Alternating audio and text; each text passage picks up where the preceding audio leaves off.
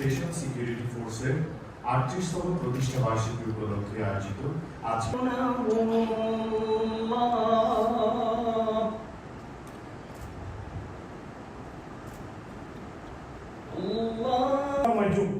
আর এই অন্ধকার থেকে জাতিকে উদ্ধার করার জন্য বিশেষ আলোক পত্রিকা হিসেবে 1981 সালের 17ই মে আবির্ভূত হয়েছিলেন জাতির পিতা বঙ্গবন্ধু শেখ মুজিবুর রহমানের কন্যা।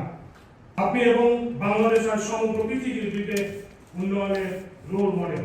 আপনি দিয়েছেন ডিজিটাল বাংলাদেশ এবং আমরা দৃঢ়ভাবে বিশ্বাস করি 2041 সালের মধ্যে বাংলাদেশ হবে আপনার স্বপ্নের উন্নত সমৃদ্ধ স্মার্ট বাংলাদেশ।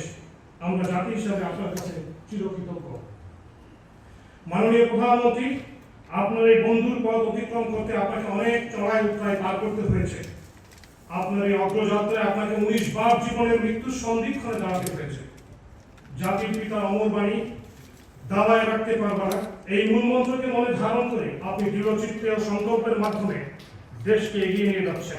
নিরন্তর চেষ্টা করে যাচ্ছে মহামান্য রাষ্ট্রপতি সহ আপনার এবং আপনার পরিবারের তথা জাতির পিতার পরিবারের সদস্যগণ এবং বিদেশি সরকার প্রধান এবং অতি গুরুত্বপূর্ণ ব্যক্তিগণের বাংলাদেশ সফরকালীন সময় যথাযথ নিরাপত্তা বিধানে বাংলাদেশের ভূ রাজনৈতিক প্রেক্ষাপট, আন্তর্জাতিক সন্ত্রাসবাদের বিরুদ্ধে আপনার সরকারের শক্ত অবস্থান এবং স্বাধীনতা বিরোধী অপশক্তির ক্রমাগত চক্রান্তের কারণে বর্তমানে অতি গুরুত্বপূর্ণ ব্যক্তিবর্গের বিশেষ করে আপনার নিরাপত্তার বিষয়টি অত্যন্ত স্পর্শকাতর এবং চ্যালেঞ্জিং হয়ে পড়েছে।